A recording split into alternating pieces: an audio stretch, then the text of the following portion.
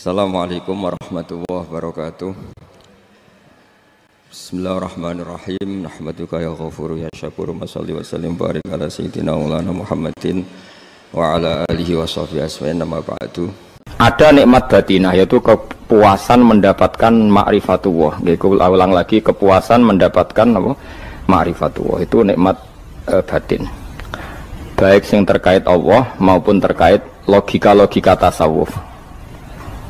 Terkait Allah misalnya gini, misalnya kulo mikirnya, kulo nu bolak-balik matur niki berkali-kali di tempat ngaji ini, kimki jenane eling, mboten gadah masalah ingatan ini eling tenan. Wong nak soleh, ya soleh, soleh, cek soleh mulai cilik, cek soleh dadakan ke husnul khotimah, pokoknya napa soleh. Niku nak mati, niku bumi ku nangis, bumi ku kekurangan utawi kalong wong sing sujud ning ndekne. Ya Allah Gusti, biasanya wonten tiyang niku sujud teng nggen kula, dia berperilaku baik teng nggen kula, sakniki tiyang niku pun jenengan ambil, nangis bumi. Sakniki sing urip arek bedua-bedua, damel narkoba, damel ngefly, damel macam-macam lah. Itu nangis bumi. Langit semeneng. Gusti matur nuwun Gusti, orang itu saya tunggu lama, sekarang sudah engkau angkat ke tempat kami, maksudnya diangkat teng langit. Sing bumi nangis, sing langit apa? Seneng. Nah kemudian kita berpikir begini, bumi kok iso nangis piye? Nah itu terserah sampai apa termasuk ulama zahir apa termasuk ulama batin. Kalau ulama zahir mengatakan bumi nangis itu mau kinayatun anil husni, pokoknya pantese bumi itu susah, wong kelangan putra terbaiknya. Tapi nak cara ulama-ulama hakikat yang mengenali sekali betapa kudrohnya Allah, betapa kudrohnya Allah itu tidak terbatas. Itu yang meyakini bumi nangis itu nangis tenan. Misalnya ngaten kalau tak terang malih ya. Kowe bayangno dadi Nabi Adam, ngrungokno kowe. Kowe bayangno dadi Nabi Adam. Nabi Adam tenan maksudnya. Terus Nabi Adam orang pertama dia tahu betul kalau dia dicipta dari bumi. Dan dia pula tahu betul, beliau tahu kalau dia bisa ngomong, bisa mikir, bisa macam-macam.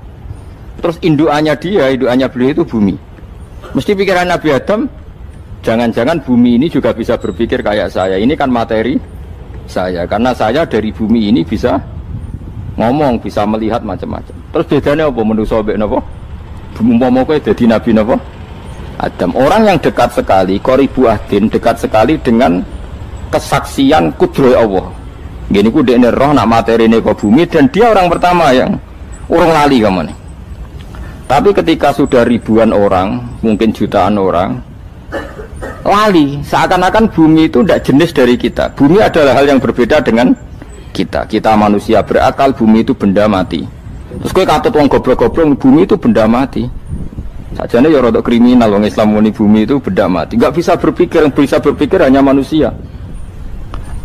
Itu kengawuran-kengawuran yang kita ciptakan sendiri, kita wariskan turun-temurun. Umpama kowe iku dadi ulama, ngomong ngono iku isin. Bumi kok nyekseni kowe sujud, banyu nyekseni mbok pangan, mbok ombe kanggo sujud. Semua itu bersaksi tentang kita. Nggih, lan nek sampean tanglet kula, cara melogika gimana? Begini, tak wari cara gampang-gampangan nggih. Tak warai tauhid sing kasyaf. Tauhid ini yang dawuh Sayyidina Ali lau kusifal khoto umastatu yakinan. Umpama somben tutup-tutup iku dibuka, akulah imanku ora tambah mbek pangeran. Karena tren dunia dan akhirat sama. Zaman ning dunia ya Allah ala kulli saing qadir, kok zaman ning akhirat ya Allah ala kulli saing. Cara Sayyidina Ali, somben aku wis matilah imanku ora tambah, meskipun aku ora swarga neraka. Lah kena napa? Darah padha wae, ning dunia ya pertunjukan kudratullah, ning akhirat ya pertunjukan kudratullah. Jadi pikirannya Sayyidina Ali seperti itu. Saya kan lahir misalnya tahun 1970. Berarti mulai Nabi Adam itu saya kan nggak ada. Ngerti-ngerti ada. Saya mengira waktu zaman tidak ada itu panjang apa cepat? Cepat, karena kita tidak melalui itu. Ujuk-ujuk wujud. Kadang aku mati ya wedi kan. Mau mati jebule kiamat 1 juta tahun kasih apa nang kuburan. Masuk di Khalillah itu. Makanya aku ya ora roh, tak tinggal turu sakmono kan yo nglilir. Nang lilir terus nanti. Apa mlaku-mlaku nang donya apa piye nak turu ya kok ngani ngoyo turu kok ribuan tahun lintas. Terus ya apa jajal? Sampeyan tak takoki, misale sampeyan ning kuburan iku apa? Apa ngadepi mukan nakil tukaran terus itu keselen tukaran kok nopo ratusan ribu mungkin.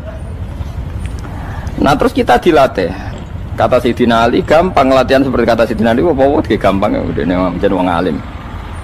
Pada akhirnya kita ini aku zaman urip yo ora roh karepe ngerti-ngerti urip mati yo ora roh karepe pas mati sampean petangin nah yo ora roh karepe pokoke wa mata syauna illa ya syawah. Makanya masyhur itu dia ketemu orang ateis. Dia orang ateis itu anti Tuhan, anti Tuhan pokoknya. Dia ditanya, lalu kamu hidup itu karena siapa? Ya gak tahu hidup. Lalu kamu mati yang menentukan siapa? Ya gak tahu kalau tahu mati. Ya berarti Anda gak bisa menentukan diri kamu sendiri. Akhirnya dia taslim. Ya ada yang menentukan lah. Ya ada yang menentukan itu dalam Islam disebut apa?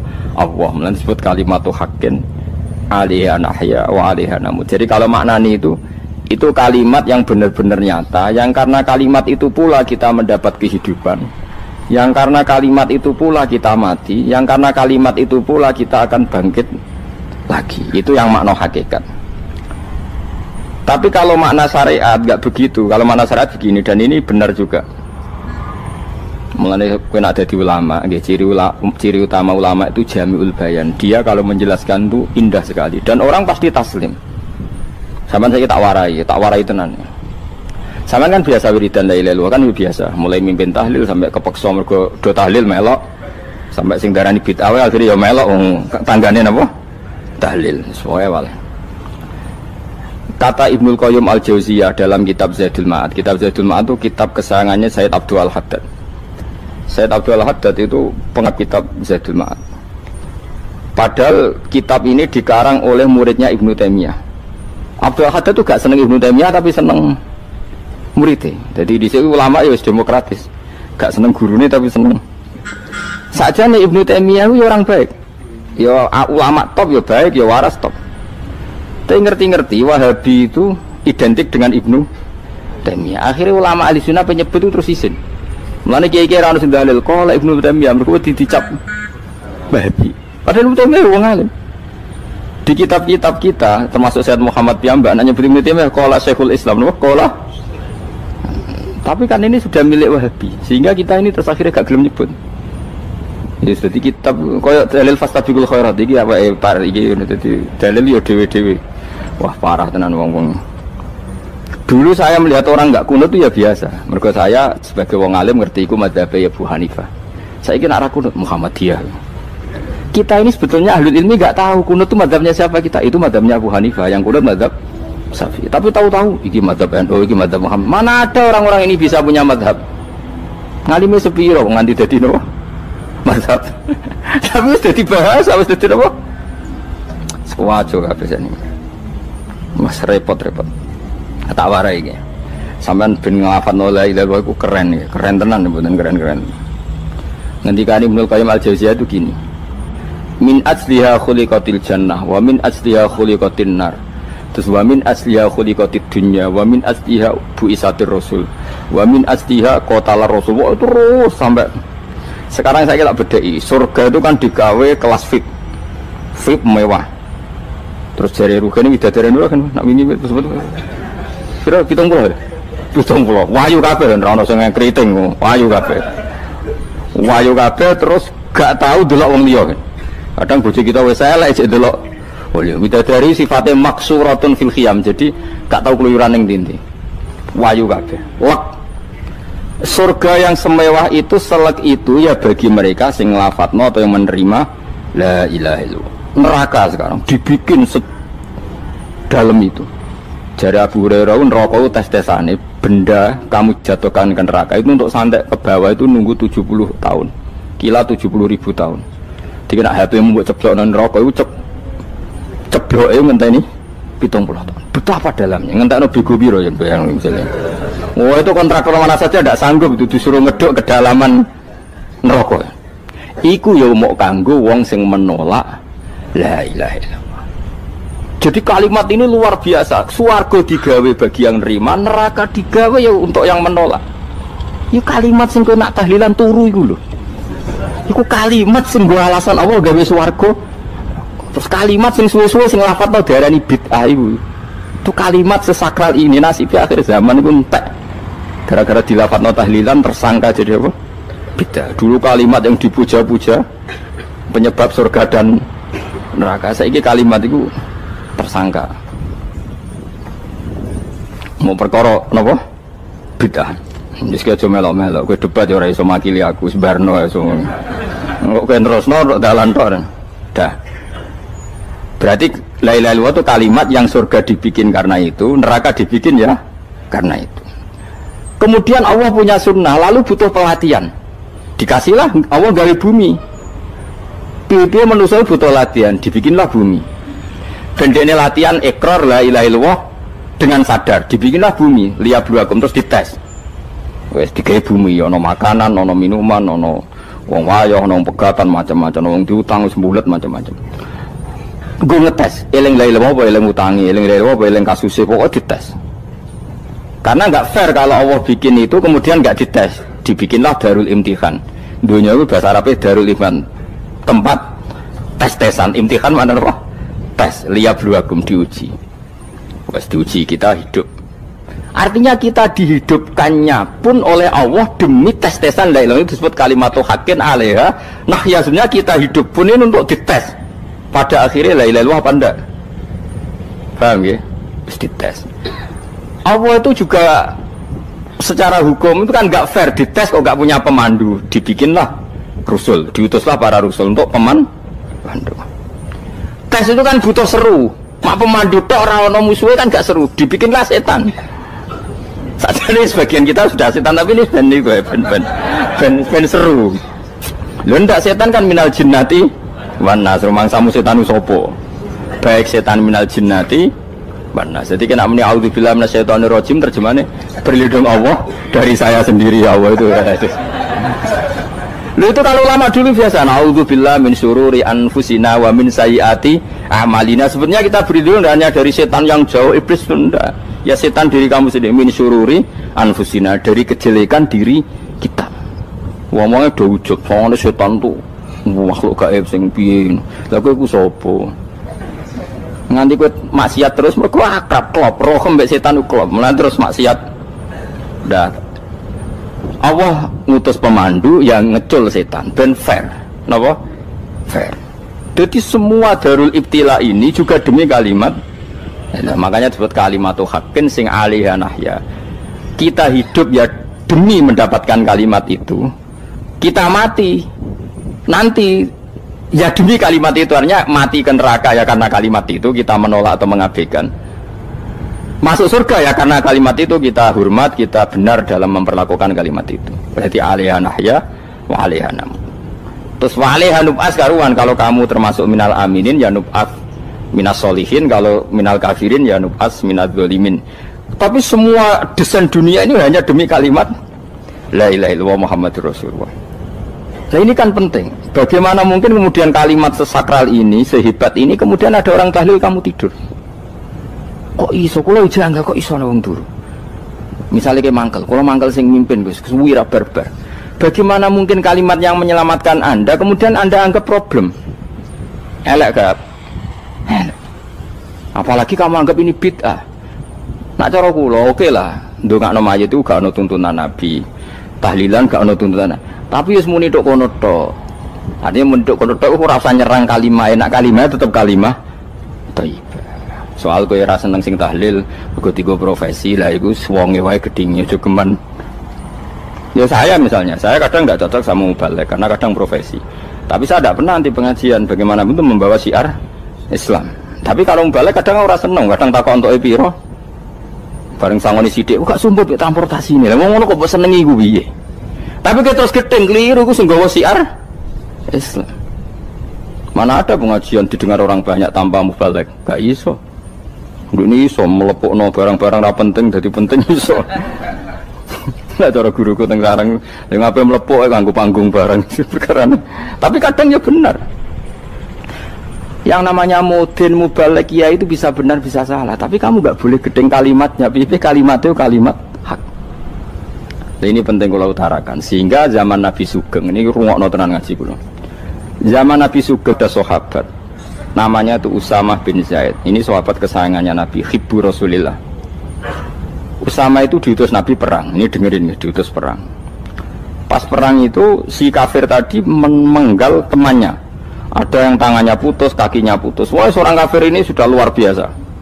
Bacok sana, bacok sini. Ketika terdesak oleh pasukan Usamah, kebetulan Usamah ini cakap ya, sama beberapa temannya orang Ansor. Orang kafir yang sudah koto'a arjulana wa koto'a aidiana, dia pas terdesak bilang la ilaha illallah. Terus sama Usamah tetap ditusuk, dibunuh karena dia berpikir ini qolaha muta'awwidzan, dia melafadzkan kalimat itu hanya berlindung dari pembunuhan. Setelah dilaporkan Nabi itu marah besar. Nabi ngendikan kaifa anta ya Usamah bila ilaha illallah idza ja'at bika yaumal qiyamah. Kowe nak ditakoki la ilaha illallah ku piye? Piye-piye wis ngomong la ilaha illallah, tapi sampai ngomong ngoten sak usah ngetoki tangan kula, maksudnya tangan kula tangan kelompok saya, kaki saya.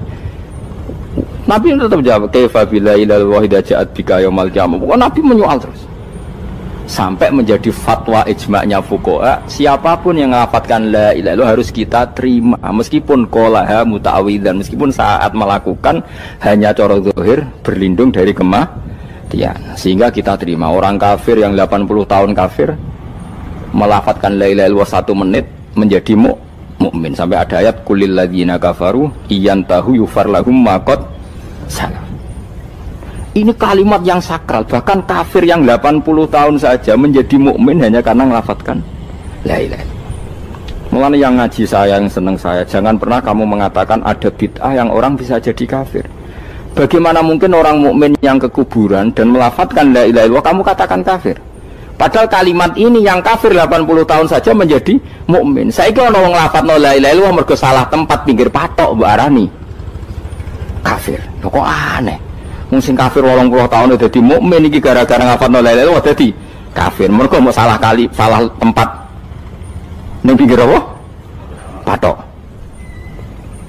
Mboten ora cocok muni nganggur, wong sering ziarah ku nganggur. Nyatane ya tenan. Cara dekne pegawai negeri ora sering ziarah. Nah iku tapi ora usah muni kafir gak mungkin lah. Coba kalimat ini itu orang kafir yang 80 tahun menjadi apa coba dengan melafadzkan kalimat ini? Mukmin kan? Berarti kalimat ini adalah kalimat penghilang kekafiran. Lalu karena dilafadzkan secara salah dianggap kafir. Hanya karena bid'ah itu tidak mungkin. Makanya sebetulnya Wahabi yang alim-alim itu tidak berpendapat demikian. Saya punya beberapa referensi Wahabi yang alim itu tidak pernah mengkafir-kafirkan orang karena perdebatannya seperti itu. Tapi saat ini wis kuwajo. Sebenarnya kalau orang alim itu ya mirip-mirip, entah Wahabi entah tidak mirip-mirip. Karena kalimat tadi. Wahabi itu kitab terbesarnya itu Ibnu Taimiyah. Ibnu Taimiyah itu punya murid Ibnu Qayyim Al-Jauziyah. Itu sampai sekarang saya lihat di fatwanya Ibnu Taimiyah itu begitu hormat sama orang-orang kita ini sama. Tapi tahu-tahu lewat penyaduran sana sini terus menjadi kacau. Jadi kalau balik ini malah sampai nak kepengen dua nikmat batinah seperti tadi yang saya utarakan. Swarga dicipta sedemikian mewah ya demi yang menerima la ilaha illallah. Terus neraka dibikin se ekstrim itu juga bagi yang nolak. Kemudian dibikin daru pelatihan yaitu dunia ya karena kalimat berarti kalimat itu luar biasa. Wa biha qamatis samawati wal ardu. Kalimat ini pulang menjadikan langit bumi berdiri. Bon. Lalu sekarang kita bisa ngomong, bisa berpikir, bisa ngadekno BPKB macam-macam. Itu karena kita sendiri apa karena kudratullah? Saya tanya. Karena kudratullah. Kalau karena kudratullah, apa susahnya Allah bikin kemampuan tanah ini nangis, tanah ini susah. Wong podo-podo kowe iso nangis, iso mikir ya mergo kudratullah, ndak karena kamu.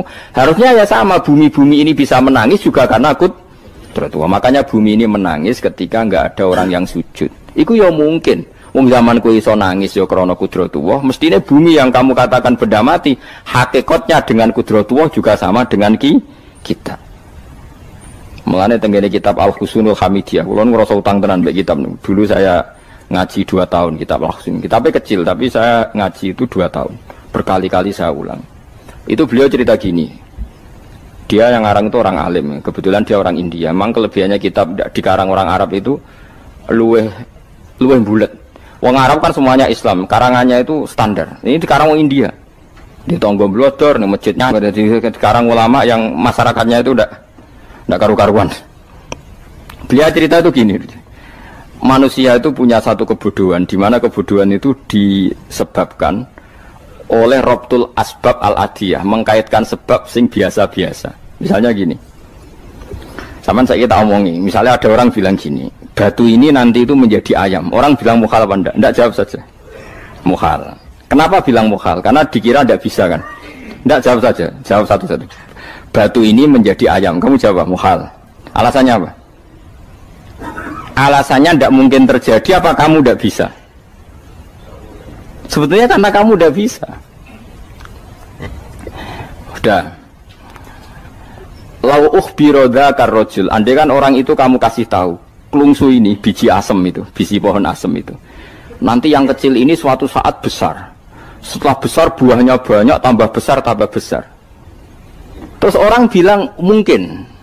Ketika bilang mungkin itu karena dia bisa apa hanya karena menyaksikan berkali-kali ada kejadian nak klungsu ditandur iku iso dadi gede. Coba sama jawab. Karena dia bisa apa karena hanya menyaksikan itu sering terjadi? Hanya menyaksikan. Artinya zaman dia mengatakan mungkin itu pun tidak memberi kontribusi ikut buat. Iya enggak? Tetap bergantung kudrahnya Allah. Dia hanya bilang mungkin karena sering melihat. Sebenarnya dia enggak sama sekali memberi kontribusi. Lah ya darani mungkin ya ora urun. Paham ya? Lalu kenapa dia kecangkeman terus muni wong wis mati dadi lemah gak mungkin dadi manusa meneh. Lho zaman dadi manusa sing wis ngene iki kok mani dene lara melo gawe. Terus muni mungkin mergo sering terjadi, sering roh, sering bersaksi. Berarti sebetulnya manusia itu pakai ukuran dia mampu tidak mampu apa pakai ukuran bersaksi melihat. Bersaksi. Nah, ini kan problem kita sebagai manusia itu problem. Makanya disebut wa kanal insanu zaluman jahula wis goblok aja-aja. Mergo manusia itu nak wis goblok aja-aja. Makanya saya kemarin diminta ngisi di pondok kajen. Kalau sampeyan berdebat sama orang ateis atau orang komunis itu gampang saja. Dilatih begini seperti teorinya Quran. Ya nanti saya teruskan ini tak ulang lagi ya. Saya ulang lagi ya. Andai kan nggak pernah terjadi telur itu jadi ayam, nggak pernah terjadi sama sekali. Telur itu jadi ayam. Terus kamu mengasih tahu orang tadi, telur ini loh nanti jadi hewan yang hidup terus terbang.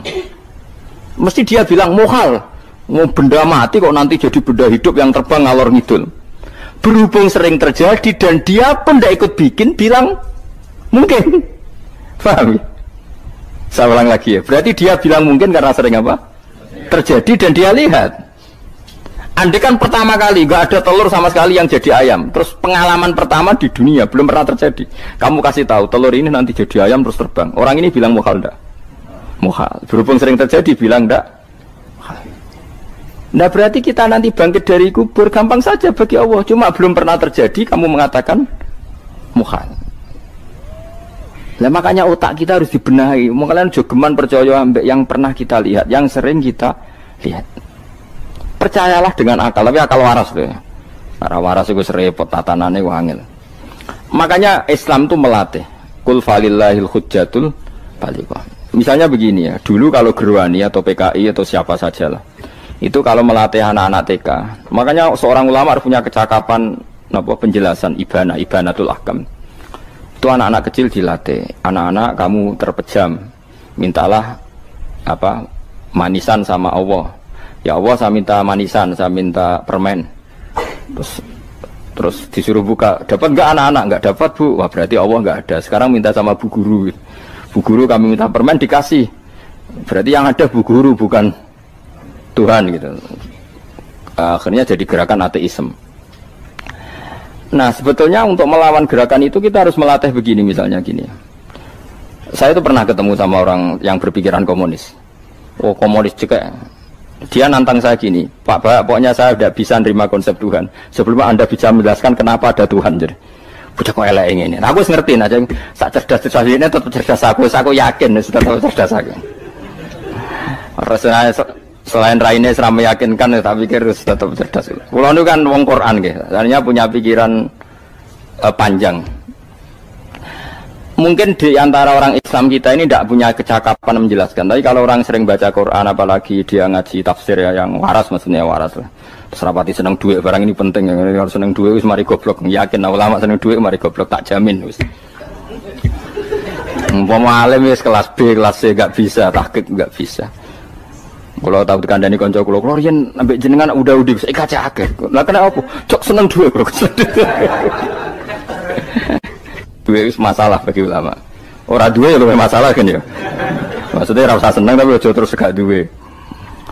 Sekarang saya tanya, Quran itu melatih kita gini. Quran itu sederhana kalau ngelatih tauhid. Tapi orang pasti ingat. Kata Allah gini, nggak apa-apa, saya tidak Tuhan, nggak apa-apa. Kamu yang Tuhan. Tapi buktikan kalau kamu Tuhan. Caranya gini. Am khalaqus samawati wal ardo. Ya nggak apa-apa, kamu yang Tuhan nggak apa-apa. Tapi buktikan kalau kamu menciptakan langit, bumi. Mereka pasti ikrar, ya tidak mungkin saya menciptakan bumi, saya lahir sudah ada bumi. Yesus lahir sudah ada bumi, nggak mungkin Tuhan. Terus Tuhan membuat pertanyaan kedua, am khuliqu min ghairi syai'in. Ya sudah, kalau saya tidak Tuhan, lalu nggak ada Tuhan, berarti alam raya ini tercipta oleh sesuatu yang nggak ada. Aneh nggak? Misalnya sebelum alam raya ini nggak ada Tuhan. Berarti sebelum alam raya ini kan adanya nihilisme, sesuatu yang nggak ada. Kemudian sesuatu yang nggak ada menjadi penyebab sesuatu yang ada. Aneh nggak? Menurut aneh, sesuatu yang nggak ada itu mestinya kan nggak bisa ngelabeti, nggak bisa berfungsi, nggak bisa ada gunanya. Oh jenenge ra ono iku ya ora marai apa-apa. Mau ra ono kok dadi sebab. Sesuatu yang menjadi sebab itu yang wujud apa yang nggak ada? Yang wujud. Sak takoi. Lah kalau nggak ada Tuhan berarti alam raya ini lalu sebabnya apa? Ya dari ketiadaan, lalu tiada itu menjadi sebab. Yang tiada kok jadi sebab itu tekem lho. Mikir. Di mana-mana yang sebab itu harus barang yang wujud, nggak boleh tiada kok jadi sebab. Ini kan jadi aneh, sesuatu yang tiada menyebabkan sesuatu yang ada.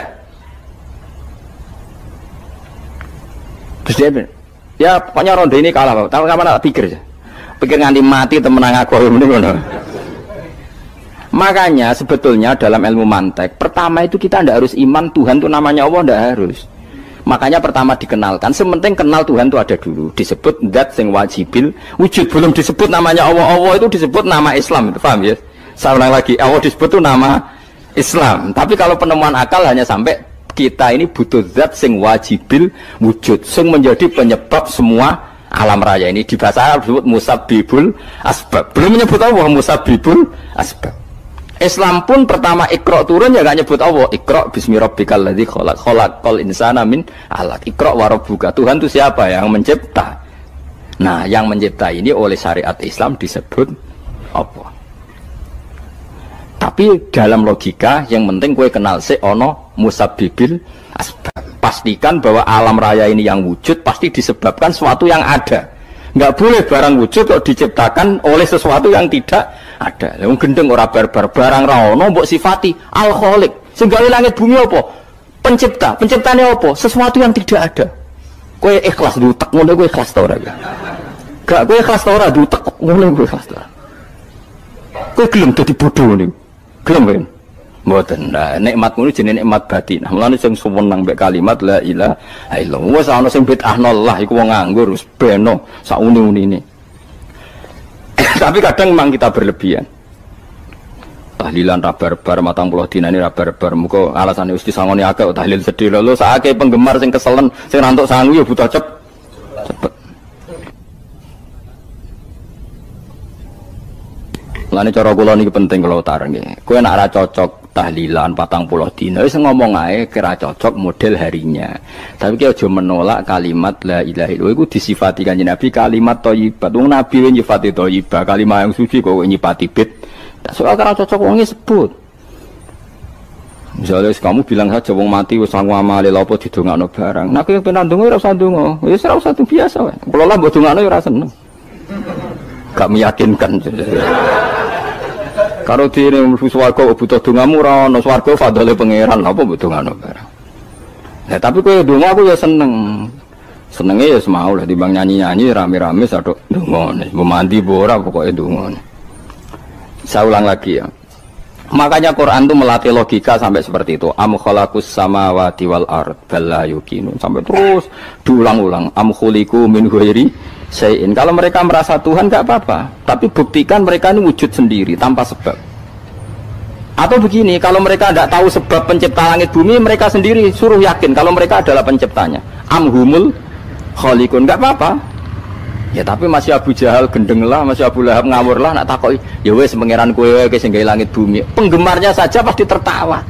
Mosok Abu Lahab darani pencipta langit bumi, wong lahir ning bumi. Tapi Quran oleh nggo jawab, am khalaqus samawati wal ardo. Apakah mereka menciptakan langit bumi?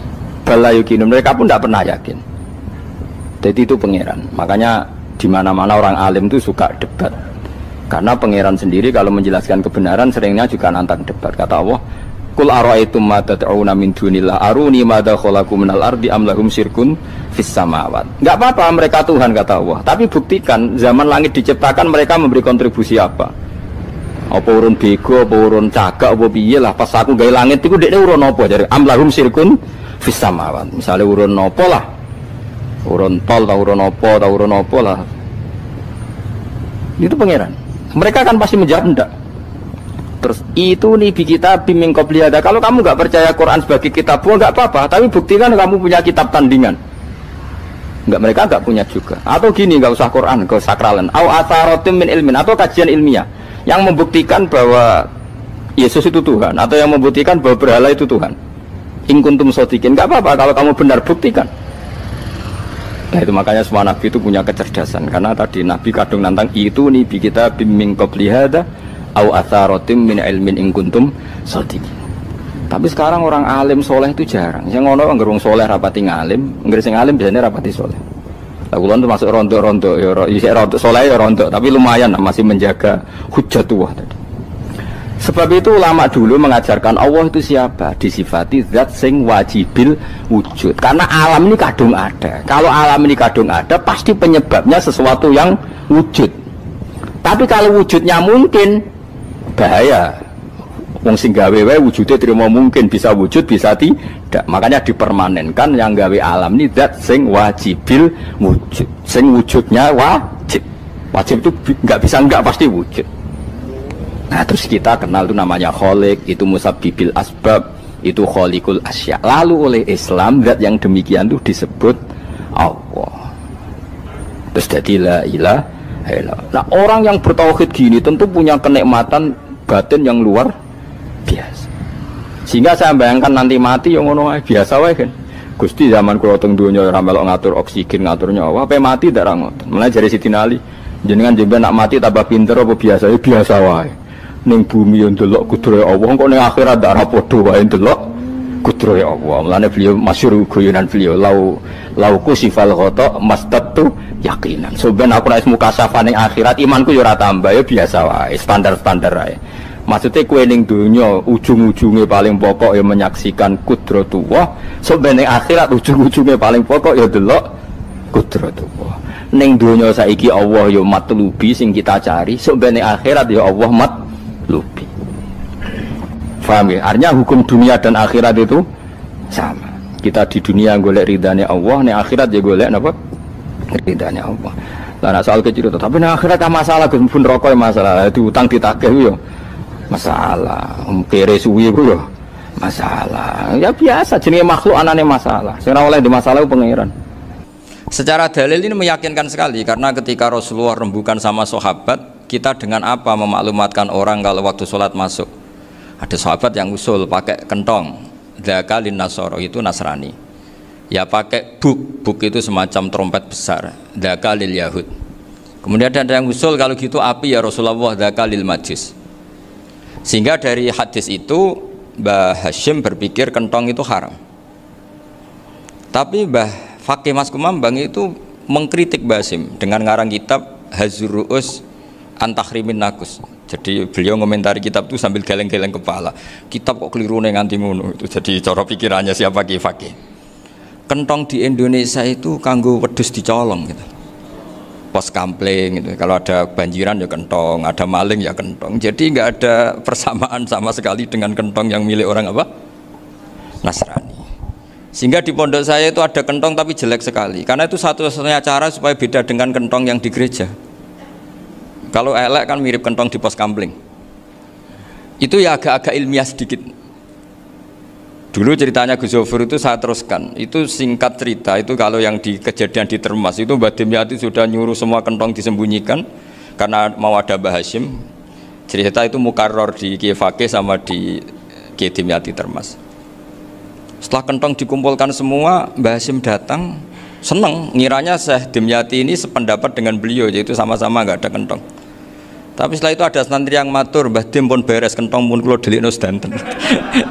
Itu di depan Mbah Hashim. Jadi GR-nya Mbah Hashim bahwa Mbah Dim itu sependapat akhirnya hilang. Ternyata ini akal-akalan toh gitu. Karena santrinya matur, Mbah Dim pun beres sedanten kentong beduk sudah disingkirkan. Itu di depan Mbah Hashim. Saking lugunya santri, nah saking ikhlasnya agak ngerti mahalus syahid ini adalah Mbah Hashim. Saya mau meneruskan cerita Gus Zofur. Dulu ini cerita dulu Mbah Mun ngaji di Lirboyo, tapi Kiai Makhrus ngaji sama Kiai Khalil Harun. Kiai Khalil Harun itu adik juga sekaligus muridnya Mbah Umar Harun. Mbah Umar Harun itu generasi kedua setelah Mbah Ghazali. Beliau menantunya Mbah Ghazali, tapi ya sudah ponaan. Sehingga tradisi ini penting karena saya berkali-kali bilang di mana-mana. Status orang tua dan mbah itu adalah terserah anak cucunya. Bukan terserah mbahnya, tapi terserah anak cucunya. Saya tidak akan bosan mengingatkan ini. Saya pernah di makamnya Nabi Yakub, itu ya dikemuli bendera Israel. Di makamnya Nabi Dawud. Nabi Ibrahim juga dekat sinagog. Sehingga Quran membela Nabi Ibrahim disebut maka anak Ibrahimu Yahudiyya wala Nasraniyya. Karena ketika beliau berposisi di Israel, kemudian penguasanya adalah Yahudi, bisa saja makam ini ditulisi dan distatuskan ala Yahudi. Ya seperti Nabi Yakub. Nabi Yakub itu nabi yang kita yakin tentu berkeyakinan beliau orang baik, orang muslim, orang mukmin, tapi karena di desain mereka ya dikemuli bendera Israel dan disebut Abul Yahud. Karena kita tahu nama lain dari anaknya Nabi Yakub adalah Yahuda bin Yakub bin Ishak bin Ibrahim. Sehingga perasaannya orang Yahudi menjadi Yahudi itu yang ngikuti mbah-mbahnya. Nah khawatir saya ketika buyut-buyut kita kaya. Buyut saya itu orang kaya dulu, namanya Badur Rahman. Itu kaya sekali, tanahnya banyak. Dulu cerita Mbah Hashim ya kaya sekali. Mbah Maksum juga kaya, Mbah Abdul Aziz juga kaya. Karena dulu itu inginnya kiai itu yo ketok sugih lah, gak ngel-ngelo santri. Tapi nanti kalau cucu-cucunya sudah ndak alim, itu tidak dianggap punya tanah itu karena untuk fasilitas santri. Aku tak kedonyan, mbah-mbahku ya kedonyan. Buktinya tanah yombo itu. Karena dia akan menafsiri sesuai cara berpikir. Makanya sanad keilmuan yang diceritakan Gus Zofur itu harus diulang-ulang. Kalau nggak diulang-ulang, maka kita akan berpikir sendiri untuk menafsirkan Masyayikhon al-Kiram atau Ajdadan al-Kiram. Nah, ini yang bahaya, yang sering Quran mengingatkan. Jadi ada status yang disematkan oleh anak cucu kayak orang Yahuda tadi, Yahuda bin Yakub bin Ishak bin Ibrahim, itu menstatuskan mbah-mbahnya yang bernama Ibrahim itu Yahudi. Sampai Quran sendiri yang bela maka anak Ibrahimu Yahudiyya wala Nasraniyya. Karena secara geografis sekarang Ibrahim di Israel dan otoritas itu juga milik mereka, sehingga mereka bisa masang-masang atribut yang menunjukkan kalau itu Yahudi. Beberapa al-alim al-alamah yang minnah itu sudah wafat dan kadang-kadang dzurriyyahnya itu tidak kita. Kalau sekarang orang bahasakan kubu sebelah. Akhirnya ya nggak boleh dikholi, nggak boleh diziarah. Terus seakan-akan yaqtaduna bi ra'yi, seakan-akan mereka berpendapat dengan pendapat syekh ini, padahal enggak. Nah sehingga tradisi ketersambungan sanad tadi, baik secara genetik atau secara asbab, itu harus terjaga. Saya beberapa kali banyaklah sering diceritain Mbah Mun. Dulu Mbah Munawir ini cerita ya, Mbah Munawir itu saking senenge kitab, ben santri ini so ngaji kitab. Itu kalau ada alumni Lirboyo, alim disuruh baca muin di sini itu Mbah Munawir ikut. Saking ingin tasjiknya, ingin ngajari santri bahwa ngapal Quran udah hafal tok, tapi yo paham. Dan penggalinya Mbah Munawir itu sampai klimaknya dulu Mbah Zaini itu nate nikah sama Nyai Komariah kalau nggak salah, binti Karim, binti Manap. Punya putra Gus Habib, Gus Toha yang diantara putrinya dinikahi Gus Rosin ini. Terus akhirnya kesampaian juga ketika Mbah Munawir punya mantu alim alama namanya Mbah Ali Maksum, angsal Nyai Hasyimah. Sampai pondok Kramjak makruf bil ilmi, terutama ilmu sorof dulu karena Mbah Maksum itu komplain, fa'ala ya fulu kok terus fa'lan ya, fa'ala ya fulu ya uf'ul gitu kan, masuk fi'il kok jejer isim gitu. Jadi dulu kata Mbah Mun itu ada persaingan ilmu sorof, sorofnya Mbah Maksum Ali Kuaron sama Mbah Ali Maksum Jogja. Jadi wali antok yang satu Maksum Ali Kuaron, yang satu Ali Maksum. Ya itu dulu saingan ngarang sorof. Nah ini yang menang siapa? Ya terserah duriannya. Kalau duriannya keren ya menang karena terserah yang kampanye. Saya bayangkan adekan Mbah Zubair tidak punya anak sealim Mbah Mun, mungkin kalnya Mbah Zubair juga tidak sewow kalau punya putra Mbah Mun, karena saya berkali-kali bilang kalau dalam syair Arab itu kama takarroma, kadang dilafatkan kama tasyarrofa bi Muhammadin adnanu. Orang berpikir Adnan itu siapa? Itu karena ada Nabi Muhammad SAW. Orang mencari-cari Mbah Mun itu mencari Mbah Zubair karena ada Mbah Mun. Orang mencari Mbah Dahlan karena ada Mbah Zubair. Wong kok alime ngono iku bapake sapa? Wong kok alime ngono iku putune sapa? Tapi kalau kita ini sudah ndak alim, ini orang sudah nggak tertarik nyari-nyari leluhurnya karena dianggap selesai. Jadi yang dengan tanda kutip yang menghabisi mbah-mbahnya itu ya mesti cucunya. Ini mau ngamuk, mau peringatan, tapi ini juga peringatan pada diri saya sendiri. Jadi sehingga zuriyah ini penting. Kenapa para nabi mesti donga zuriyatan thayyibah? Kenapa selalu berpikir tentang zuriyah? Wa ja'alaha kalimatam baqiyatan fi aqibi. Karena zuriyah ini yang nanti bisa menstatuskan leluhurnya. Seperti tadi cerita Mas Maftuh, ini tak puji betul, saya hari ini tidak ingin gojlok supaya kewalian saya tidak tergerus oleh kedoliman. Saya pernah diceritain Gus Zofur, juga sering baca buku tentang Mbah Maksum. Dulu Mbah Maksum kalau wasiat kembali ya gitu, kamu harus NU dan harus mempertahankan NU, tapi tidak dengan cara membenci Muhammadiyah. Dulu Mbah Mun juga sering cerita, dulu Mbah Hashim itu ngaji Syekh Mahfud. Nah Mbah Ahmad Dahlan dulu namanya Darwis sering ngaji sama Syekh Khotib Minangkabau. Zaman itu Syekh Khotib sudah modern, sudah ikut gerakan Abdu, gerakan Almanar, sehingga bawaannya Mbah Ahmad Dahlan ini agak agresif. Yang Mbah Hashim karena hanya mulazim di Syekh Mahfud, hanya sesekali ngaji Syekh Khotib, beliau lebih seperti itu. Dan dua beliau ini sama-sama pernah ngaji Mbah Soleh Darat di Semarang, Mbah Hashim sama Mbah Ahmad Dahlan yang dulu namanya Darwis. Jadi ini masih min minuskatin wahidah mimam bain wahid. Sehingga kita tidak kaget ketika Mbah Ali Maksum mengomentari Muhammadiyah itu masih ahli sunnah wal jamaah. Makanya nanti terakhir saya baca kitabnya Mbah Ali dan sering saya pelajari. Andai kan kita ini sepakat dengan ilmu, ya kita tahulah kalau Abu Hanifah itu tidak kunut, Imam Syafi'i kunut, berarti kunut itu mazhabnya Abu Hanifah, bukan mazhabnya Mbah Ahmad Dahlan. Apa tidak kunut itu mazhabnya Abu Hanifah, bukan mazhabnya Mbah Ahmad Dahlan. Kita kunut itu mazhabnya Imam Syafi'i, bukan mazhabnya Mbah Hashim. Ini semuanya masih dalam bingkai ilmu. Adzan qabla subhi juga riwayatnya jelas. Tidak adzan ya sudah perilaku kita sudah jelas. Dulu Mbah Mun sering didik kita gitu. Saya sering dengar cerita kalau dulu Pak Arif Fakhruddin begitu hormat sama Mbah Ali, apalagi zuriyahnya Mbah Azhar Basir, karena beliau dulu ngaji di Termas. Dulu itu nggak ada masalah karena semuanya dianalisis pakai ilmu. Tapi sekarang pakai identitas, yang kunut tuh NU, yang nggak kunut Muhammadiyah. Berarti Abu Hanifah itu Muhammadiyah, Imam Syafi'i itu NU. Berarti Imam Syafi'i itu ya anak buahnya Ki Miftahul Ahyar kira-kira gitu, karena anak buahnya Pak Said Akil. Kan terus jadi repot. Dulu kita ini pengagum ilmu, bukan pengagum perbedaan. Sehingga di sini yang saya kagum dari sekian ceritanya Mbah Ali Maksum, supaya kitab ini to the point, supaya nggak lama-lama karena waktunya juga. Nanti kalau kemalaman ini kena semprit ini sudah. Ini diantara yang diceritakan Bali itu unik. Imam Syafi'i itu sering tawassul, sering wasilah sama siapa itu? Abu Hanifah. Ini sudah tak petakan, saya baca yang sensitif lah, so yang ini ya. Ziyar al-Babus Samin, terus sebentar ini yang bab tawassul.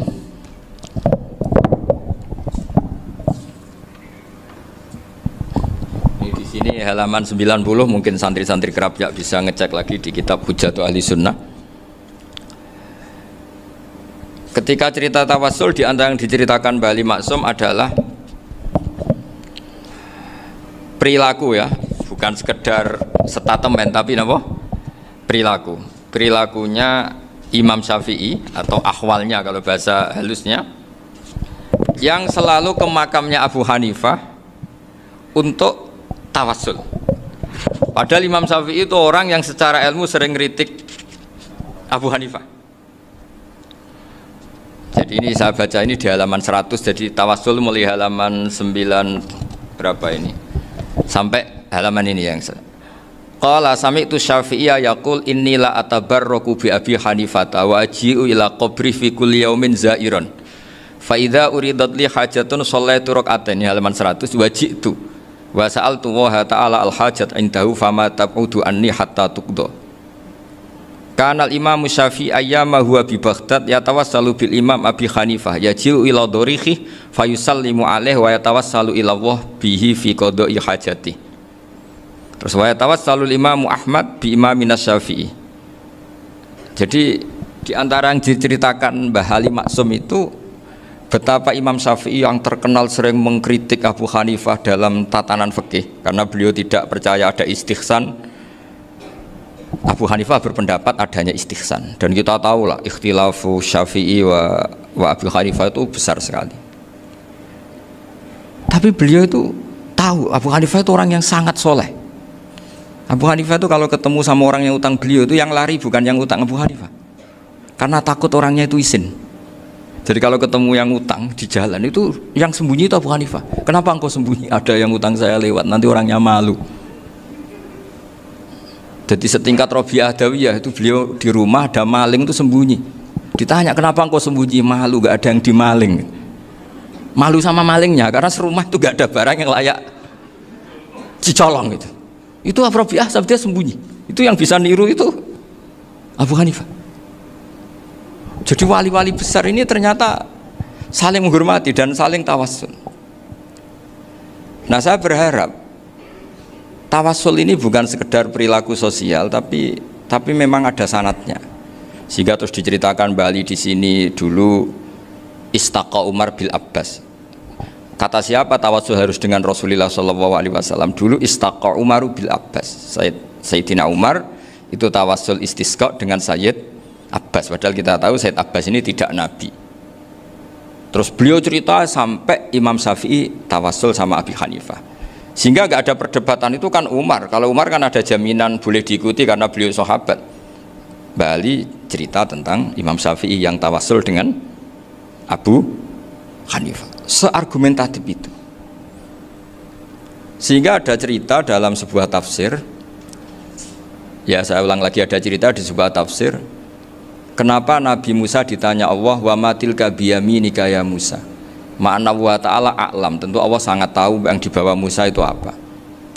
Karena Allah tahu Nabi Musa itu grogi. Orang dipanggil Mbah Ali Maksum pasti grogi, santri dipanggil Mbah Mun pasti grogi. Kenangan saya setiap dipanggil Mbah Mun ya mesti tanya yang ringan-ringan, wis sarapan ha.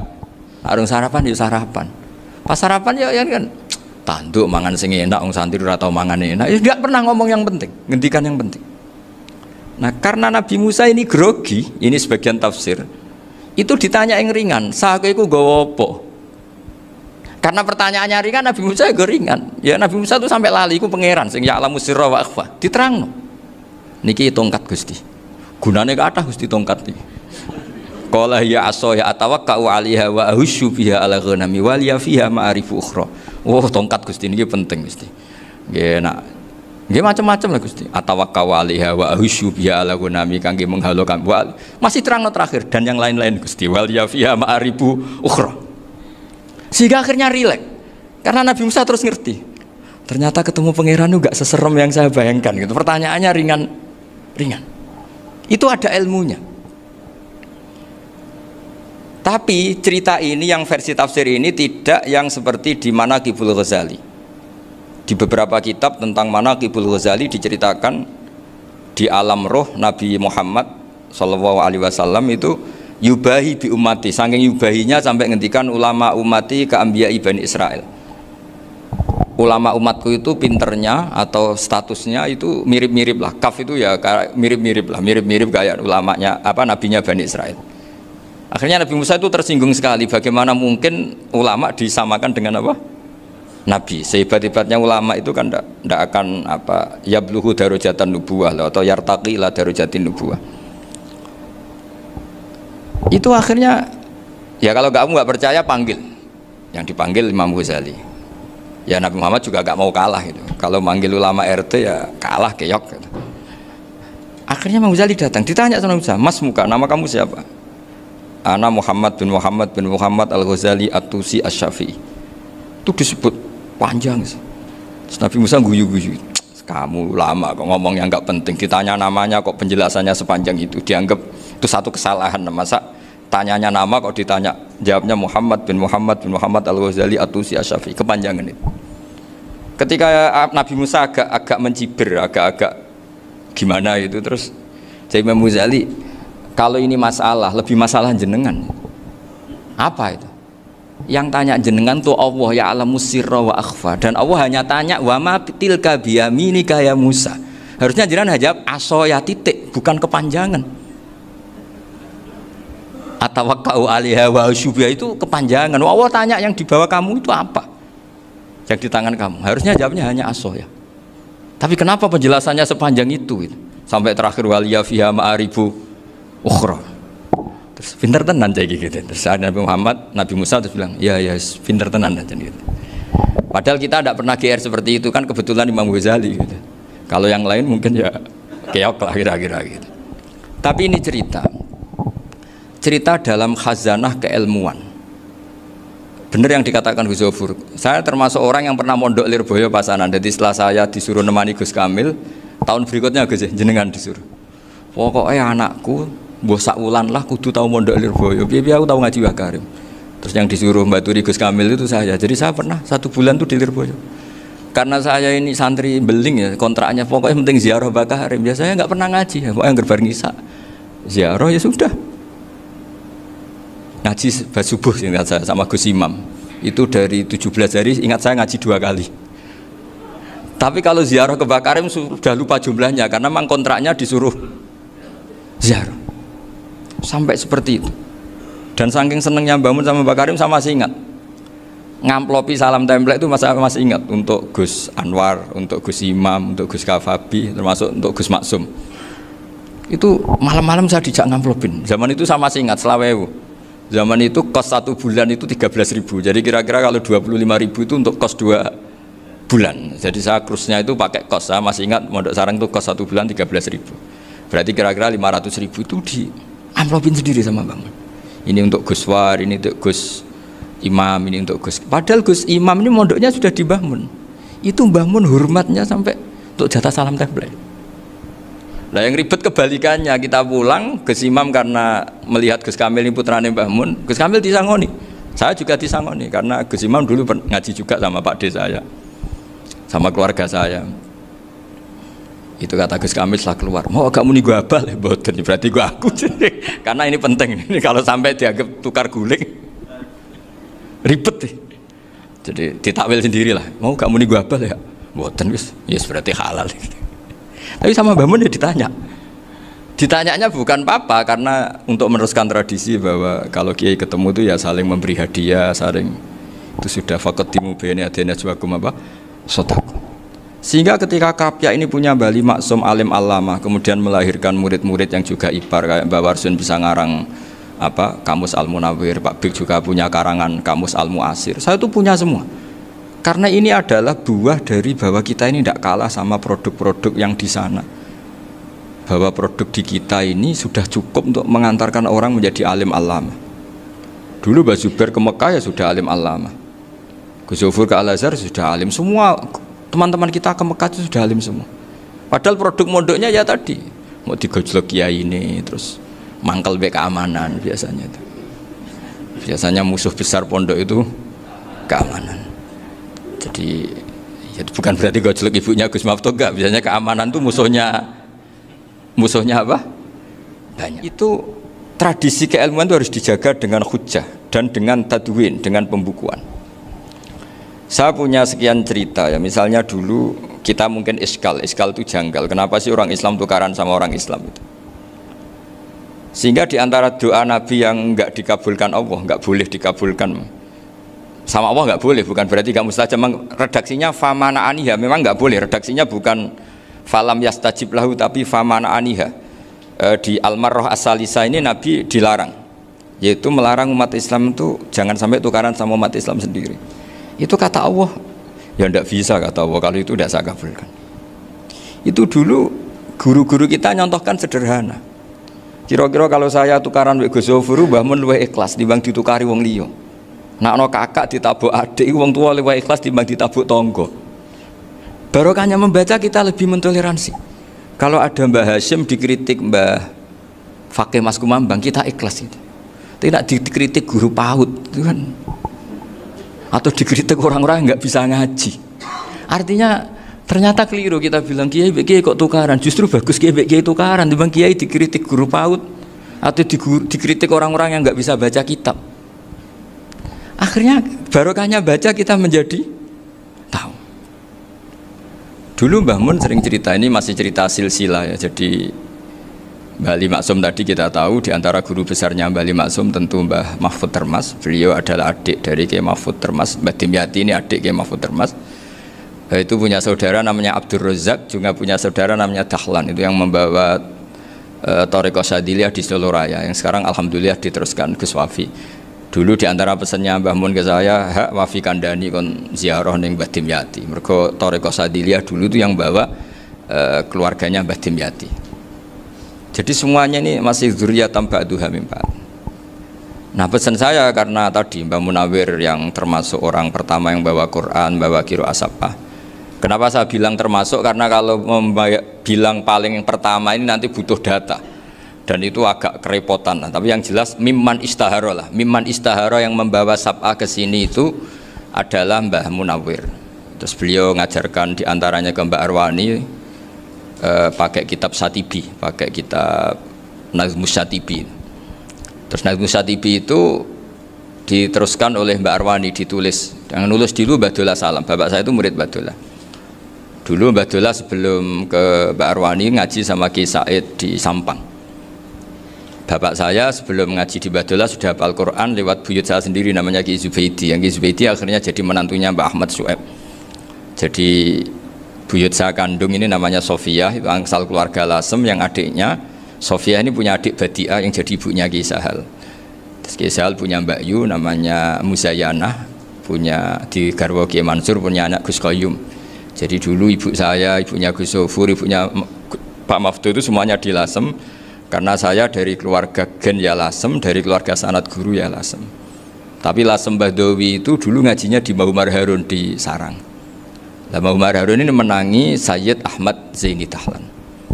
Sayyid Zaini Ahmad Zaini Dahlan ini punya cucu keempat yang hidup di Sedan, terus makamnya di Lasem, namanya Habib Haidar. Itu yang nulis biografinya Mbah Maksum. Mbah Maksum bukan Bali, biografinya Mbah Maksum. Itu ditulis oleh Habib Haidar, namanya Haidar bin Hasan bin Sodaqoh bin Ahmad Zaini Dahlan. Nah, Habib Haidar ini menantunya Sayyid Hamzah Sato. Hamzah Sato itu Hamzah bin Abdullah bin Umar, itu kakaknya Sayyid Abi Bakar Sato, Sohibul I'anah. Nah Sayyid Umar ini yang dulu ngajari mbahnya Mbah Mun namanya Ahmad bin Su'eb. Nah, di antara ajarannya adalah baca kitab-kitab kecil yang bisa dihafal. Dibawalah ke sarang jadi metode muhafadzah. Tapi kemudian lama-lama oleh pondok itu jadi syarat kenaikan kelas. Dulu nggak ada muhafadzah untuk kenaikan kelas ya, supaya orang alim itu harus hafal, lama-lama dipakai syarat untuk muhafadzah. Jadi semua ini sanad harus kita ingat supaya kita bisa menjaga tradisi. Termasuk tradisi ini kiai seneng jagungan, terus ngomong ra penting gitu. Itu juga sanad. Setahu saya Mbah Mun itu kalau ketemu bapak ya guyon terus. Saya punya kenangan tuh yang dulu agak iskal tuh begini. Ada isu lah, entah isu entah hoax entah apa, ada kaji itu agak beling itu, pokoknya beling lah gitu. Seneng siapa itu, rondo lah apa itu. Pokoknya beling gitu. Ketika Mbah Mun dilaporin tamu kalau kaji itu beling sama rondo itu, Mbah Mun tanyanya lucu. Lho ayu no cung, wayu banget Mbah. Wayu. Itu bapak juga bakas ayu nih. Dulu saya sekali ini kiai kok bakas wong ayu, bakas budine barang lah kira-kira gitu. Tapi setelah saya tambah alim, tambah ngerti itu, kata bapak gini, ya abek bakas ayu hak timbang iya no malah kozaf. Ternyata seni. Sekali Mbah Mun atau bapak bilang kaji kok zino kaji, maka larinya ke kozaf. Maka menghindari bahasa menuduh, ngomong yang nggak penting. Loh ayu no. Jadi kiai dulu tuh orang sok suci tapi menghindari hal-hal yang jadi punya seni untuk ngelola kehidupan. Orang bermalam-malam jagungan sama teman asik itu kan perlawanan terhadap nafsu kita, syahwat kita untuk mungkin nikmati dugem di bar atau di tempat-tempat maksiat. Itu setan di Indonesia tuh kakuati sama Kiai Jawa. Orang supaya tidak tertarik maksiat itu Kiai Jawa cukup ketemu kancane masak terong guyon, gejol-gejolokan zaman mondok, sewengi lulus sangka maksiat. Bar wis tutup. Perlawanannya sederhana, nggak pakai tahajud, nggak pakai wiridan, karena Kiai Jawa juga koyoknya rapati potongan ahli ibadah gitu, jagungan gitu. Jadi setahu saya itu pernah lihat Bali itu sekali ketika beliau ngisi ceramah di Mbah Hamid Bedowi, sama masih kecil diajak bapak. Dulu kalau bapak ngelihat Bali sama Mbah Hamid itu mesti nangis, karena dua orang alim bertemu. Yang akhirnya ya bisanan itu Mbah Hamid punya anak Gus Nasih, di sini ada Mbah Nafisa, terus jadi Mbak Salih Hindun itu. Jadi dulu tuh ya guyon terus ketika ketemu. Itu yang sering bodoni Mbah Hamid itu ya Ki Bisri. Ki Bisri itu kalau datang ke Ki Hamid Pasuruan, nak wali tenan aku teko ditata nomangan. Jadi ukurannya ya. Ternyata sampai sana dikeimangan tenan. Masih belum mengakui, kan nak wali tenan aku kiai rung di mobil, dongakno aku di mobil. Sudah kalah satu seri itu masih gak terima. Lalu itu Mbah Hamid akhirnya berdoa, ayo monggo, mungkin-mungkin Ki Bisri gak ada mobil. Itu setelah didoain masih tanya, mereknya apa merek? Jadi itu Mbah Hamid jawab, yo paling Holden itu, paling Holden. Itu nyari mobil itu ya adalah dapatnya Holden. Suatu saat Mbah Bisri ditudang Mbah Hamid gak dikasih bisaro, karena utangnya sudah banyak Mbah Hamid, Mbah Bisri ini utang tadi, utang doa tadi. Itu ya gak dikasih besar ya gak mau kesang apa-apa kelambimu kayak aku. Didol sama muhibbinya Mbah Hamid. Itu harganya melebihi jatah bisaroh. Ketemu Mbah Hamid. Kang, susu Kang, mergo. Jadi dulu itu rileks, makanya ini yang diceritakan ke Zofur. Sebetulnya kalau kiai-kiai itu bersanat itu ya rileks, hidupnya itu rileks. Karena rileks ini perlawanan terhadap kemungkaran. Saya dulu musyawarah sering sama Gus Zofur usul fikih. Itu jelas di antara yang ditulis Lubil Usul itu. Ya kita tahu tadi misalnya sanad usul fikih, Mbah Ber itu sangat al-usuli Kiai Zubair Dahlan, abahnya Mbah Mun. Punya murid di antaranya Kiai Sahal. Kiai Sahal punya karangan Thariqatul Husul fi Syarhi Lubil Usul. Itu Thariqatul Husul itu beliau ngendikan dalam mukaddimah bahwa saya bisa mensarah ini berdasar ngaji maknani sama Mbah Zubair. Terus beliau mengutip sarah itu dari kitab Nailul Ma'mul. Beliau ngendikan binus khotin khotiyah ghairi matbu'ah. Dan itu ditemukan di Kiai Mansur di Lasem, karena Kiai Mansur iparnya Mbah Sahal. Mansur bin Khalil itu diantara katibnya Syekh Mahfud. Jadi semuanya ini sambung. Mbah Ber saking ahli usul fikihnya, kalau ngajar usul fikih itu kalau guyon takriran saya ini lebih memahamkan ketimbang sarah. Ya sudah, terus Mbah Zubair Kiai Fakih, terus Syekh Mahfud. Di sini Syekh Mahfud termasuk orang yang dekat Mbah Munawir, sampai putrane Mbah Mahfud namanya Gus Muhammad dibawa Mbah Munawir, kemudian mondok di Termas diantaranya, terus dinikah jadi menantunya kalau nggak salah Haji Taslim di Betengan, kemudian sekarang juriannya Mbah Mahfud di Betengan. Ini nggak boleh hilang secara seperti itu. Diantara di usul fikih diterangkan, ketika diantara 5 hukum itu ada yang bernama mubah. Mubah itu boleh dilakukan, boleh ditinggalkan, dan kalau dilakukan ya tidak berpahala, tidak disiksa. Itu ada ulama yang protes nggak bisa seperti itu.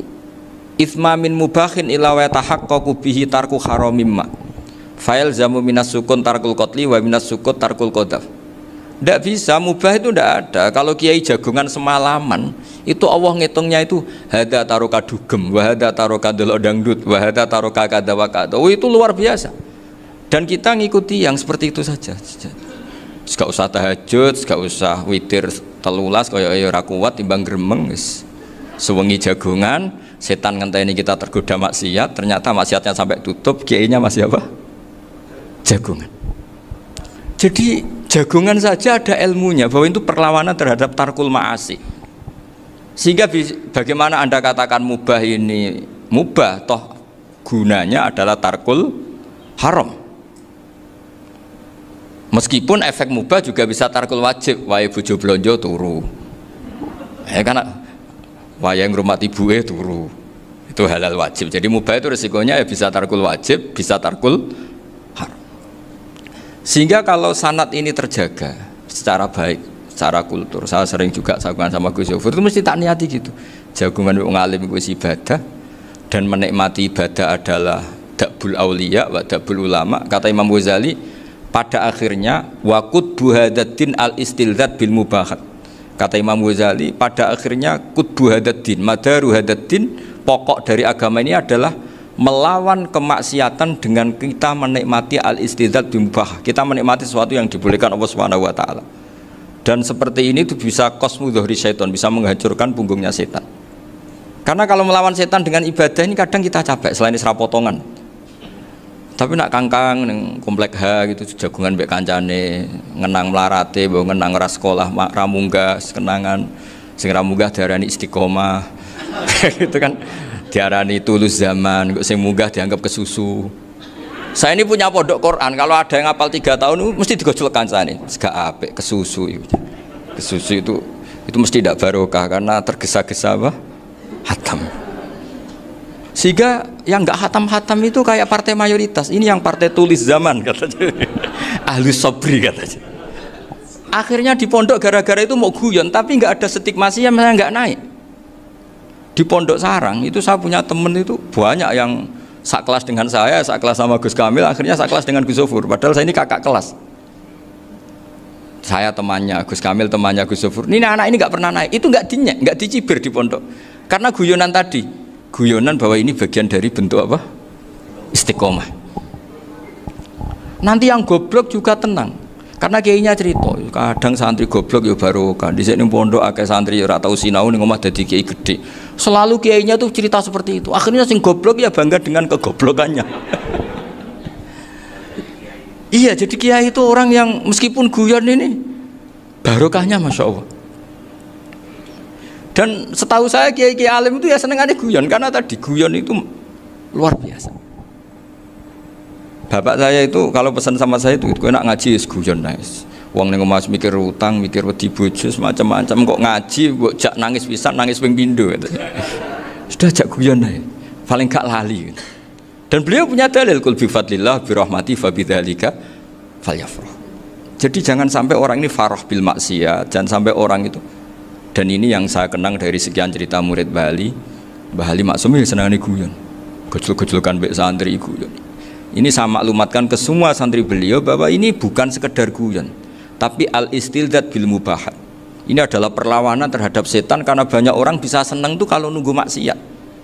Ini bisa senang dengan sesuatu yang tidak maksiat. Itu kayak apa hebatnya? Makanya Nabi itu kalau ketemu sahabat ya sering ngendikan yang ringan-ringan. Ya Umar ma'afalan duher jong mana piye ije. Kalau ketemu anak kecil ya. Nanti ketemu yang tua-tua yang sudah nggak bisa mikir ya cerita-cerita saya mohon sekali murid-murid kerap ya. Jangan hanya ngaji fikih. Kalau hanya ngaji fikih itu posisi Abu Hanifah itu seakan-akan nyun sewu orang yang sangat tidak ahli hadis. Karena beliau di situ kelihatan kalah sekali dengan Imam Syafi'i. Apalagi di perdebatannya Muhammad bin Hasan Asy-Syaibani dengan Imam Syafi'i itu kelihatan sekali betapa Abu Hanifah itu orang yang nyun sewu ditinggalkan dalam ilmu hadis. Sampai beliau hanya dapat gelar min ulama ahli ra'yi, termasuk ulama yang kuat logikanya. Juga harus baca kitab-kitab seperti ini. Ternyata di balik Imam Syafi'i mukhalif pada beliau di bab-bab fikih, perilakunya sangat hormat. Sampai beliau tuh kalau tawassul ke kuburannya Abu Hanifah. Dan beliau ngendikan an-nasu fil fiqhi iyalun ala Abu Hanifah. Semua orang yang ahli fikih itu masih anak buahnya Abu Hanifah. Saya berkali-kali cerita, mazhab Syafi'i itu alatut tadhir hanya dua, yaitu alma wa turab. Abu Hanifah nambahi wanar. Alasannya Abu Hanifah orang mukmin yang dosanya banyak itu dibakar di neraka dan alasannya Allah litadhirihim untuk mensucikan mereka. Sehingga pikirannya Abu Hanifah an-nar itu min alatit tathhir. Apa yang terjadi ketika bata itu batu bata yang dibakar, di situ campur teletong, campur apa-apa, itu kalau sudah mazhab Abu Hanifah selesai, sudah suci karena sudah ngelewatin pembakaran. Meskipun kita tidak akan kalau kehilangan air terus wudhu dengan api, bisa bunyak semua itu. Tapi apapun itu menjadi solusi. Sehingga saya punya kitab namanya Ikhtilafu Malik, Ikhtilafu Malik wa Abu Hanifah atau Ikhtilafu Syafi'i ma Abu Hanifah. Itu kelihatan sekali kalau Abu Hanifah itu nyuruh saya posisinya kalah. Karena yang ngarang orang-orang Syafi'i. Tapi kalau melihat kitab-kitab kewalian, misalnya di kitab Mizan Kubro ini juga sering disebut itu Mbak Ali Maksum tentang Imam Sa'roni. Berkali-kali beliau mengutip Mizan Kubro. Itu Abu Hanifah adalah orang yang sangat mukasyafah. Artinya ketika Nabi cerita air wudhu itu menjatuhkan dosa, tidak ada air wudhu yang jatuh ke kamu kecuali saat itu juga dosa kamu jatuh. Itu beliau datang ke Madharota Kufah. Kemudian beliau bilang sama si orang tua tadi, tub anizina. Orangnya terus bilang atubu minazina. Ada lagi pemuda datang dibilangin tub an ukuki walideka, terus bilang tub tu an ukuki walidayya. Sampai yang terakhir ada tub an simai alatilahwi atau an samai alatilahwi, terus tub tu an samai. Ketika orang itu ditanya, kenapa engkau begitu tahu dosanya apa? Saya tahu air wudhu ini menjatuhkan apa. Jadi kira-kira kalau zina mungkin ya batang babi lah. Kalau hanya sekedar melihat bak-bak mungkin ya curut atau tikus lah kira-kira gitu. Nak dulu sediluk ya mungkin ya tikusnya cilik gitu. Nak dulu suwi ya tikus werok itu atau apalah. Pokoknya beliau itu tahu. Tapi anehnya Abu Hanifah apa? Setelah itu dia nangis minta mukasafahnya ditutup. Ya Allah, saya ini mukasafah kok malah menjadi tahu sawatil mukmin. Padahal aturan syariat jenengan man satara musliman satarahu, bahwa enggak baik melihat jeleknya orang mukmin. Minta ditutup. Makanya saya ini bangga ada mukasafah. Makom yang kita sampai sekarang tuh makom setelah Abu Hanifah mukasafah. Jadi Abu Hanifah repot-repot mukasafah, minta makomnya ditutup tidak menjadi mukasafah. Dan alhamdulillah kita sudah tidak mukasafah sebelum minta ditutup. Jadi kita ini keren. Keren karena aturannya itu man satara musliman satara huwa, yang tidak tahu aibnya orang muslim maka Allah akan nutupi aibnya di akhirat. Dan kita alhamdulillah barokahnya tidak mukasafah, tidak ngerti aibnya orang mukmin. Jadi kita harus pakai patokan ilmu. Saya ulang lagi, kita harus pakai patokan. Makanya saya tahu betul ketika Kiai Hamid Pasuruan, beliau dulu ngaji Jamul Jame, ngaji Juman, Bali Maksum di sana sama Gus Habib, sama Gus Muhammad bin Mahfud, termasuk mbah saya kandung dulu Kiai Sidik, mbah saya yang itu juga ngaji di Termas. Bapak saya dulu Kiai Nur Salim ngaji di Buyut Baiti. Dulu itu kawin juga sederhana, kayak cerita Gus Zofur. Jadi bapak saya kandung itu Kiai Nur Salim itu ngaji di Mbah Baiti. Mbah Baiti itu adik kandungnya buyutnya saya dari ibu. Nah Mbah Baiti itu teman akrabnya mbah saya namanya Kiai Nur Sam, Mbah Nur Sam. Singkat cerita terus Nur ke Jorabi arah-arah Bekno itu. Setelah bapak saya ke Badullah mau ditawarin jadi mantu, kata bapak saya kula pun dipek mantu Mbah Baiti. Akhirnya dapat ibu saya itu. Karena ibu saya itu cucu Mbah Baiti, cucu lambung. Jadi mbahnya ibu saya itu Mbak Yunya Mbah Baiti. Namanya Mbah Sofia tadi yang dapat Mbak Idris itu. Yang Mbak Idris ini bin Umar. Ya Mbah Umar yang mbahnya Mbah Hamid, Hamid bin Abdul bin Umar. Kalau bahasa itu Fatimah binti Idris bin Umar. Dulu kecilnya Mbah Idris namanya Abdul Khalik. Kalau kecilnya Mbah Hamid namanya Abdul Mukti. Kalau kecilnya Mbah Maksum namanya Muhammadun kalau nggak salah. Dulu itu orang dulu itu namanya dua-dua karena diganti ketika musim apa? Haji. Jadi ini terjaga. Sehingga tidak ada ceritanya kiai-kiai yang jagongan kemudian santrinya itu yang agak-agak khawarit loh. Kiai kok sungi-sungi jagongan, gak tahajud, gak duha, itu tidak ada seperti. Karena ini dianggap fi'lul mubahat untuk melawan mungkarat. Jadi sehingga di kitab Ihya diterangkan, kamu jangan ngira orang-orang soleh ketika jagungan itu min ahlil bitolah wa takasul. Itu orang-orang yang pemalas itu enggak. Tapi mereka bisa mengasyiki Allah. Bahwa dalam jagungan ketemu teman ya asik, gejul-gejulkan sama Pak Maftuh ya asik. Dan keasikan ini bentuk perlawanan terhadap keasikan harus dengan maksiat. Itu kayak apa kalau kita ngaji sampai seperti itu, termasuk tadi yang diceritakan Pak Maftuh kitab Hunyah. Semoga beliau cerita juga pernah belajar. Saya pernah belajar kitab Hunyah khatam. Itu diantara yang diceritakan Syabdul Qadir Al-Jilani tadi, kata beliau Al-Jilani dipakai Jim Al-Jilani. Ini agak beda dengan kita. Mbah Zubair itu punya kitab namanya Al-Qalaid Al-Uluiyah. Beliau menfatwakan nama-nama ajam itu kamu bebas. Ajamiyun fasna bihi masyita. Sehingga kita kalau punya kiai harus mau qolal ustukhri, sehingga mau qolal istukhri. Tirmidzi juga nasibnya sama. Qalat rawahut Tirmidziyu, sehingga rawahut Turmudziyu. Yang satu rawahut Tarmidhiyu. Ya karena kita keluarganya Tarmidhi apa enggak gitu. Makanya kata Mbah Mun sama masih ingat. Kata cerita Gus Zofur tadi, adabnya Gus Zofur itu cerita tentang keluarga ibunya. Padahal keluarga ibunya juga orang-orang soleh yang luar biasa. Itu kata Mbah Mun, kowe roh jenenge Imam Bukhari tahu ya. Jenenge sapa? Saya nyebut Muhammad bin Ismail bin Ibrahim bin Mughirah bin Bardasbah. Lah iya Bardasbah mbok waca Bardisbah yo. Lah cara kene mbok Parmin mbok Parlan. Jadi Bardisbah mbok Bardasbah iku cara kene yo Parmin mbok. Iku rak Mbah Fadl Senori dadi kabeh diwaca Arab. Jenenge Mbah Umar Harun. Dhisik yo wong sarang Mbah Harun mbok kira nang yo ora ro, wong dhisik yo wong kuno. Jadi kalau versi Mbah Fadl termasuk yang pertama bikin nasab Mbah Maksum itu tulisannya Mbah Fadl yang dikutip Habib Haidar tadi. Ya saya seperti Gus Zofur juga mencari-cari hubungan ulama-ulama di Jawa. Itu Mbah Mun itu kalau bicara mbahku ono sing jenenge Kiai Serut. Kalau ditulisannya Mbah Fadl itu Syaraf. Jadi Mbah Fadl itu fanatik orang-orang alim itu ditulis Arab, kalau Mbah Mun itu Jawa. Dulu itu ada wali seto di daerah saya. Dulu orang ya janggal, ternyata ada sato itu kesamaan di Arabnya itu.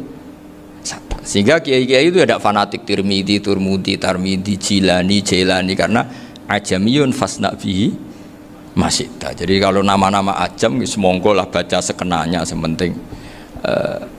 Cuma mungkin tahqiqnya benar Pak Maftuh tadi, memang di Mu'jamul Buldan itu Al-Jilani bikasri jim, ya sudah kita baca Al-Jilani. Sebab itu kayak Pondok Pelosok Lirboyo itu menurut saya bagus. Orang itu maknani betul sama gurunya. Kalau sarang enggak. Kalau Pondok Lirboyo, pondok yang tadi ternyata keluarga Mbah Munawir sini pernah bisanan, yaitu Mbah Zaini pernah nikah sama Nyai Komariah ya kalau nggak salah, punya putra Gus Habib ya, Pak Toha dan sebagainya. Itu betapa hubungan pondok Quran sama pondok kitab dulu itu nggak pernah terputus. Bapak saya setelah hafal Quran itu dulu ngaji Mbah Zubair. Jadi bapak saya sering ngutip mu'en apa, padahal bapak saya itu terkenal tuh, beliau cita-citanya itu saya ingin hafal Quran kayak hafal Fatihah. Beliau itu sampai sepulahnya sekali. Karena beliau inginnya hafal Quran kayak hafal Fatihah. Termasuk murid terbaiknya Mbah Dullah bapak saya. Itu ya ngaji kitab. Sehingga kata Mbah Mun, jadi Mbah Munawir de mantu Bali Maksum, itu ya sudah dipenggali. Sudah dipenggali dituruti pangeran. Lahirlah seorang Bali Maksum yang membawa. Jadi dulu itu ya Gus Muhammad yang ngaji di Termas, nanti Mbak Arwani sebelum ngaji di sini ngaji di Tebu Ireng. Sehingga Mbak Arwani bisa ngarang kitab. Beliau ngarang kitab tentang Sab'ah. Faidul Barokat namanya. Ya nulisnya ya fasih ya. Saya punya tulisan tangannya Mbak Arwani itu banyak. Saya juga punya tulisan tangannya Mbak Hasyim Asy'ari ketika nyurati buyut saya yang di Damaran itu pakai bahasa Arab. Jadi dulu itu Mbah Ali Maksum juga sama. Surat-suratannya dulu sama tokoh-tokoh Muhammadiyah ya bahasa Arab. Nah ini harus kita dengar dari abna, dari bahwa Mbah Maksum kemarin yang diceritakan Gus Zofur di Khol Mbah Maksum, kue kudu belo NU, kudu tetap NU, tapi bukan dengan cara membenci Muhammadiyah. Tadi Pak Maftuh menguatkan sanad itu dari Pak Atabik bahwa Muhammadiyah termasuk ahli sunnah wal jamaah, karena sama-sama tidak sabus sahabat, sama-sama ikromus sahabat dan sama-sama bermadhab. Nah soal akhirnya ada beberapa yang usrapati seneng ngaji ini yang agak ribet. Tapi kamu tidak usah ngeritik Muhammadiyah agak seneng ngaji, kayaknya juga sama, kita nggak seneng ngaji juga banyak itu. Jadi kalau ngeritiknya masalah itu kan kita ya agak-agak sama. Ya jadi ternyata di sini, terus ini yang terakhir supaya nggak lama-lama, Bali juga punya sisi keras sekali. Jadi dalam hal-hal yang khas ini di halaman 87. Itu keras sekali. Beliau ngendikan wahal bi jununun hatta usdira amri lil mu'minin alla yazuru rasulahum. Jadi ketika saya tadi sudah bilang bahwa beliau sering muji Ibnu Taimiyah dalam banyak hal, Tapi dalam banyak hal juga beliau mengkritik Ibnu Taimiyah ketika menafsirkan la tusaddur rihal illa ila salasati masajid. Kemudian Ibnu Taimiyah tidak mentasrekkan, tidak mensunatkan ziarah kubur Rasulullah sallallahu alaihi wasallam. Beliau mengkritik. Dan cara mengkritik adalah ngendikan ulaikal ladzina yuriduna ayyahulu bainahu sallallahu alaihi wasallam wa baina ummatihi fi nakhiyatin. Itu adalah orang-orang yang ingin membuat batas antara Nabi dan umatnya. Saya termasuk terinspirasi makalah Bali ini adalah bagaimana Anda mengkafirkan orang Islam berdasar qala Rasulullah sallallahu alaihi wasallam. Wan nabiyyu asyaddun nasi syafaqatan li ummati. Wan nabiyyu akhrasun nas, orang yang paling serius supaya umatnya ini selamat. Kemudian Anda dengan hadisnya Nabi mentafrik bainahu wa baina ummati berdasar dawuh Kanjeng Nabi. Itu cek mentalani. Makanya saya itu enggak pernah keras di bab ini. Misalnya nyuruh saya ada santri sarang yang nakal, itu saya tidak berani komentar karena saya tahu Mbah Mun itu sangat mencintai santrinya meskipun yang nakal. Saya melihat sendiri, bukan jari ada santri yang cara pelaturan pondok itu diboyong karena nakal.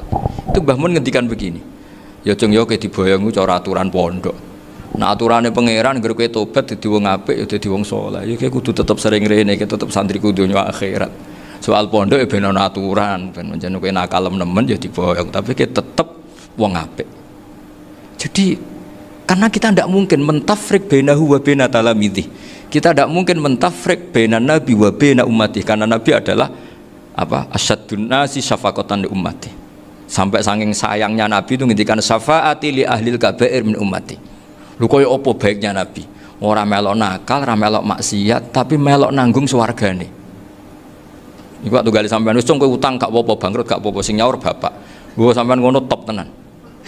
Anake yo ngawur tenan maksudnya itu, tapi top tenan. Lah nabi ku umate sing dosa iku umate, nabi sing nyuwun sewu, cara Jawane sing kangelan nyafaati.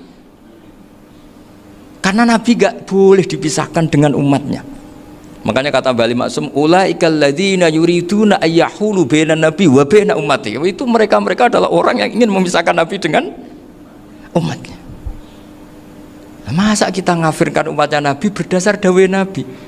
Itu kan sama, saya benci santri Anwar berdasar dawai Mbah Mun, padahal orang tahu semua begitu sayangnya Mbah Mun terhadap santrinya. Sama juga kamu benci santrinya Bali Maksum berdasar dawai Bali, padahal beliau sangat mencintai santrinya. Nah kultur-kultur seperti ini tidak boleh hilang.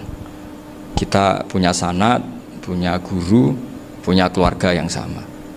Jadi mbah-mbah saya itu orang Tuban, dekat sama posisi Ibrahim Asmorokonti tadi yang diceritakan. Jadi di kampung saya, kampungnya bapak saya itu ada makomnya Siti Syariah, itu mbak kandungnya Sunan Bonang.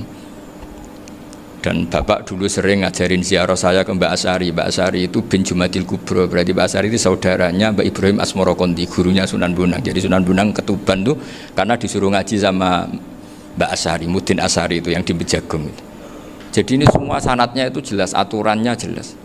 Kan Sunan Bonang bin Ampel bin Ibrahim Asmorokonti bin Jumadil Kubro lah, yang Mbak Asyari ini adiknya Ibrahim Asmorokonti, makomnya di Bejagung di Tuban.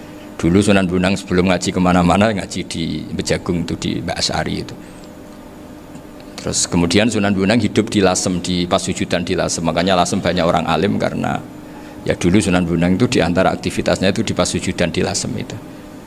Wafatnya kila di Bonang, kemudian mau dibawa orang Madura ke Madura, terus diambil Mbak Asyari, pernah mbahnya karena muammar Mbak Asyari, terus dimakamkan di Bonang. Jadi cara berpikir Mbah Ali ini menginspirasi saya. Kita tidak boleh mengkafirkan umatnya Nabi berdasar dawai Nabi.